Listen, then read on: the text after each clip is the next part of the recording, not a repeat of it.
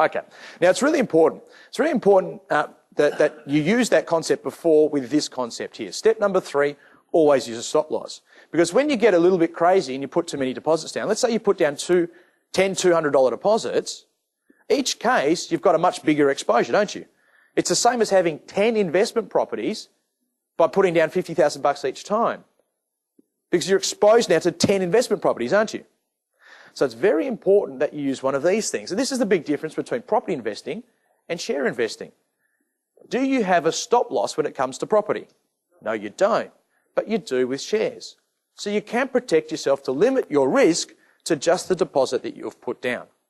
Okay? For the people that don't know what a stop loss is, it's just an automated order with your broker to get you out of the market when you've lost a specified amount. So you can literally set on every investment you do, I don't want to lose more than $200. It's as simple as that. I mean, a $200 amount, is that kind of palatable for a lot of people in the room? Yeah, I think it is for a lot of people in the room. You can certainly do that with CFDs, very easy to do, and it'll just take you out of the market when you've lost that amount. Important thing about stop losses, and this is a really important point there in the middle. Stop losses don't just protect your capital, but they protect you from hurting yourself. And the reason why I've put that up there is, I'll put this back to you, because you're the people doing the investing. Are you good at taking losses? No. When people are put in a losing situation, what do they tend to do? Average down, hang on, isn't it? Hang on. And I'll just give you a bit of insight into this. This is, I guess, the irony of why people lose. People lose a lot of money in the markets because they can't take a loss, isn't it?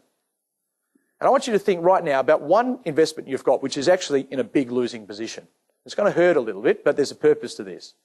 Think about one investment you've got right now that is just losing more money than you really initially thought was going to happen.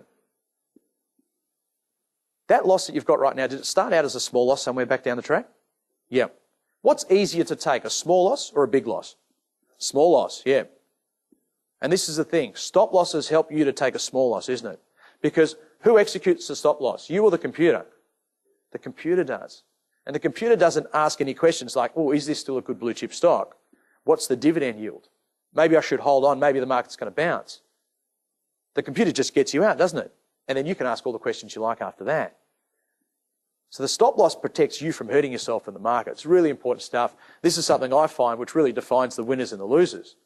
The winners are good at taking losses. The losers, ironically, are bad at taking losses, isn't it?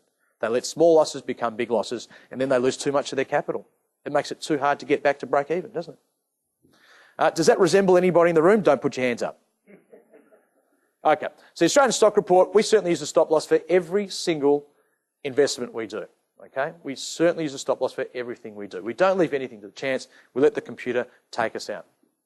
Okay, so that's a 3-step process for protecting what you've got. And I think if you get those 3 things in place, you're going to go a long way to limiting your losses when the market turns suddenly. Those 3 steps were, I can't remember, what were they? What were they? Oh, it was at least 10 minutes ago, I know. Step number 1, understand your exposure, isn't it? And try and keep it to a certain amount. What was that? No more than 10%. Step number 2 was diversify, diversify, diversify. Don't have all your eggs in one basket. Spread it across the market as much as you can.